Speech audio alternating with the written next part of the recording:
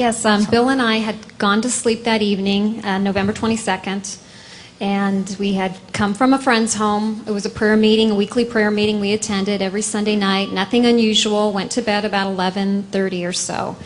And I awoke. I was in my bed, and it was 3:23 in the morning when I woke up. And I do know that because the first thing I did when I heard screams coming from our living room is I saw the digital clock to my left, and I turned and I saw it was 3:23 in the morning. And I proceeded down our living room hallway, and I found my husband in a state that anyone who knows him would know he's completely out of character. He was traumatized, holding his hands to his temple and crying out in terror, saying, pray for me, the Lord has taken me to hell. So this is not like my husband's nature. As he says, he's conservative. Anyone who knows him, he's steady as he goes. That's his personality. And so I first, of course, was in shock, but at the same time I had relief that he wasn't having a medical emergency, and I proceeded to pray. And thankfully the Lord removed the terror from his mind after a time of praying, but he left the memory so Bill could share it with people. And one of the first things he asked for was a glass of water, and I got that for him, and then he calmed down and told me that evening what happened. And I'm going to let him take you on a journey right now. Thanks, gorgeous.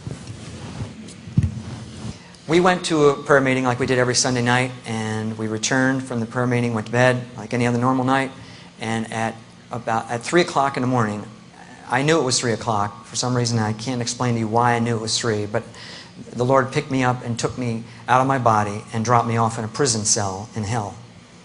And there was no explanation at all until the return. And so I found myself in a prison cell, just like you would imagine a prison cell to be, with rough-hewn stone walls and bars on the doors. And it was light for only about a minute, so I could see to describe to you what I saw. And then it resumed its normal state of darkness. But the first thing I noticed in this cell was the heat, a tremendous heat. I wondered immediately, why am I alive in this heat? It was way far beyond the ability for my body to live, but yet I was alive. And it was terrible, a horrible heat. I don't know what the temperature was, but it was way beyond, I should have died. And I noticed that I was lying on the floor, and I had absolutely no strength in my body, completely void of any kind of strength. I could barely move. I looked up, and I saw these two creatures in the cell. There were two of these creatures. Now, I didn't know what they were at first, and because I went there as an unsaved person would be. The Lord withheld it from my mind that I was a Christian. He blocked it from my mind, which there's lots of scriptures, but just to give you three, the Lord can do anything, but to give you a scriptural reference, in 2 Kings 4:27 and Daniel 4:34 and I think Luke 18:34 talks about where the Lord can hide something from someone's mind. And I don't have time to go through each one. I'd love to go through the scriptures each one at a time with you, because that's the important thing to believe, but we just don't have the time. But anyway, so to give scriptural basis for that. So he blocked it from my mind and explained to me why on the way back, which I'll get to in a minute. But I'll just tell you now. The reason he blocked it from my mind, see, if I would have been there as a Christian, then I would have had hope. And I would have been able to cry out and say, God's getting me out of here. Well, he wanted me to experience what they feel there. And that they'll never get out. They're hopelessly lost, and they'll never get out. You see, and that's what he wanted me to experience, so he blocked that from my mind. So I didn't know what these creatures were. I wasn't there as a Christian to observe, oh, that's a fallen angel or a demon. I didn't realize what they were. They were just enormous creatures. And I noticed, the size of this thing, first of all. And this might sound like a colorful exaggeration, but this one was about 13 feet tall. And to give you some scriptural basis for that again, in Genesis 6:4 it talks about where the sons of God came and had relations with women. Well, most of the commentators believe that the sons of God refers to the fallen angels. So the fallen angels came down, had relations with women, and produced giants in the earth in those days. And then in Deuteronomy 3:11 talks about the giant, one of his bedstead was made of iron and was 9 cubits in length. Now, cubit is 1.5 feet, so it's about 13.5 feet long for the bedstead of the the giant. So the giants in the earth came as a result of fallen angels having relations with women. Okay, so fallen angels are in hell. That's what fallen angels or demons, call them what you want. There may be some differences, but that's too technical to get into. But so this creature was about 13 feet tall. Okay, so you can look on the wall. The pastor had it drawn on the wall. That's how big 13 feet is. So to give you an idea, bring it into perspective, just gigantic thing. And it was all reptilish, scaly, bumps all over its body, really grotesque and just horrifying to look at. We're going to see a video in a little bit. We put together a 3-minute video, Mary Kay Baxter and myself, who was another lady that had experienced hell. And in the video, one of the clips came from Kenneth Hagin giving his testimony to Joel Osteen's church. They did a video, and he described the demon that he saw. Well, strangely enough, it was exactly like the one I saw. So I don't know how whoever drew it depicted it to be so exact, but this is exactly the one of the ones I saw in hell. So it's from Kenneth Hagin's testimony, and that's where it came from. So I've been trying to show it to people to give them an idea. Tell them what you told me, that when you first saw this video, it just blew you away. He said, I went back and forth and looked at it 20, 30 times. And he said, I told my wife, I can't believe that image on that video is the exact demon that I saw. And you said... Right, it was exactly. And it only shows him from about here up. I saw the whole body. So, you know, this doesn't show the whole body, but I just was amazed. I kept playing it back thinking, how in the world they get it so exact? I wanted to contact Kenneth Hagin, but, you know, I couldn't. So... anyway, I don't know how they got it so exact, but this really is a good representation of what they look like. Now, they're all different sizes, shapes, or small ones, which I'll talk about, but this particular one is huge, and it's ferocious. It's not just that it's big, it's ferocious, and it hates you, and it's powerful, and it was pacing in this cell like a caged bull, and ready to pounce and tear me to shreds.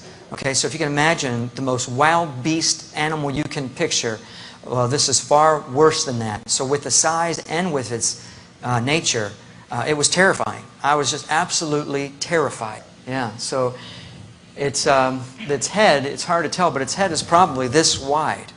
So it's just an enormous head with huge teeth. It had claws about a foot long. It's foot-long claws on it. It was totally out of proportion, no symmetry to it. You know, one ear big, one ear small, one arm long, one arm short, one foot big, one small. No symmetry to the just deformed, twisted, grotesque creature. And it paced around this cage, and it was conversing with another demon in the cage. The other one looked different than this. The other one had razor-sharp fins all over its body, and was thinner. This one was real stout and powerful looking, real wide like that picture on the wall, real wide like that, and big. So you can imagine, look how small I am compared to that. Any of us would be small compared to that. But that's what they look like. As far as the stench from this thing was terrible. Absolutely the most foul, putrid smell you could ever imagine. But besides that, in hell, there's a smell of sulfur, burning sulfur, which you can't breathe. And, you know, if you've been to Hawaii, which I haven't, but they talk about if you go see the volcano, you can't go past a certain point because the fumes from the volcanic ash and so forth is from the sulfur, and it will kill you. It's toxic. Well, that's what you have to breathe in hell. It's toxic air. So you should die from breathing.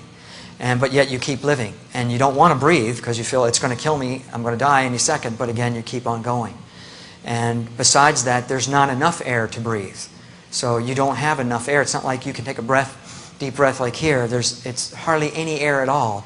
So each breath I took, I had to breathe like this. It was like,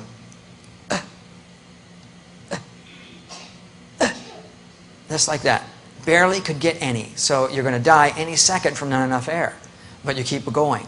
So another one of these things you have to endure in hell.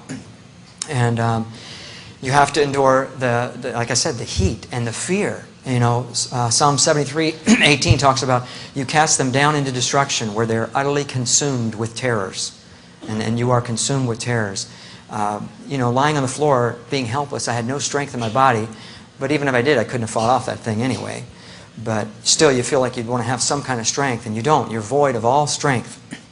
And to give just a couple scriptures, I want to back up and give you a few scriptures because that's what's important to me. In Isaiah 24:22, it says, "They shall be gathered together as prisoners are gathered in the pit, and shall be shut up in the prison." So it talks about prison cells. Proverbs 7:27 talks about going down to hell, to the chambers of death. And the word chamber means inner rooms. And the bars, Jonah 2:6 talks about, "The earth with her bars was about me forever, yet thou hast brought up my life from corruption." And most of the commentators, the Tyndale Old Testament and the New International and some others, believe that Jonah did experience, he went to Sheol. He was right on the outside of hell. Or some believe he was inside the gate. So there is somebody in the Bible that did experience hell, Jonah. And he said in Jonah 2:2, "In hell I cried out." So he's someone that experienced hell. And he talks about the bars of hell. And Job 17:16 talks about they shall go down to the bars of the pit. And it's talking about actual metal bars. So, scriptures to support that. No strength is talked about in Isaiah 14:9, talks about hell from beneath is moved to meet thee at thy coming. They will say, art thou become weak as we? And the word weak is the same word in Judges 16:7, where Samson lost his strength when his hair was cut off. He became weak. And Psalms 88:4 talks about, I am counted with them that go down into the pit. I am as a man that has no strength. Anyway, I could give you scripture for every point all the way through like this, which I love to do, but it just detracts from me telling the story. So I'll just have to make reference to a few of them. We put all of them in the book, and that's what I wanted to, was the important thing to have in the book, is the scripture. These creatures were blaspheming God. They were cursing God. And I understood what they were saying. I don't know what language it was, but I could understand them. And they had a hatred for God.